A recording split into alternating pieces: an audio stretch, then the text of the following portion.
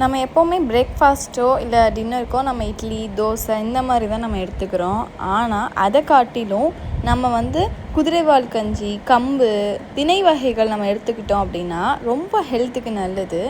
நான் குதிரைவாலியில் கஞ்சி செஞ்சுருந்தேன். ரொம்பவே நல்லா இருந்துச்சு. டேஸ்ட்டாகவும் இருக்கும், அதே சமயம் ஹெல்த்தாகவும் இருக்கும். இது எப்படி செய்யணும் அப்படின்னா, நான் ஒரு 2 டேபிள் ஸ்பூன் எண்ணெய் ஊற்றிக்கிட்டேன். அதோட வெங்காயம், சின்ன வெங்காயம் அதை 2ஆக கட் பண்ணிக்கலாம். அப்புறம் கொஞ்சம் ஒரு 4-5 பல் பூண்டு, கருவேப்பிலை, அதோட எக்ஸ்ட்ரா தக்காளி ஆட் பண்ணணும்னு நான் மறந்துட்டேன். அதையும் நான் லாஸ்ட்டாக ஆட் பண்ணேன், நான் வீடியோவில் சேர்க்கலை. நீங்கள் என்ன பண்ணீங்கன்னா வெங்காயம் கருவேப்பிலையோடு சேர்த்து தக்காளி ஆட் பண்ணிக்கோங்க.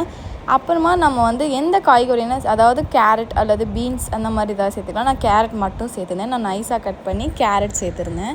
அதுக்கப்புறமா அது வதங்கினதுக்கப்புறம் நம்ம குதிரைவாலி கஞ்சி நான் 3/4 டம்ளர் எடுத்திருந்தேன்.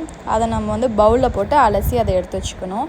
இது நல்லா ஒரு பொன்னிறமாக வதக்கிட்டு நம்ம எடுத்து வச்ச அந்த குதிரைவாலியை இதில் சேர்த்து நல்லா கிண்டி விட்டுட்டு நமக்கு தேவையான தண்ணீரை அதில் ஊற்றிக்கலாம். நான் 3/4 டம்ளர் எடுத்தனால நான் 1 செம்பு தண்ணி அதில் நான் ஆட் பண்ணியிருந்தேன். உங்களுக்கு நீங்கள் எந்த அளவில் எடுத்துக்கிறீங்களோ அதுக்கேற்றாப்புல.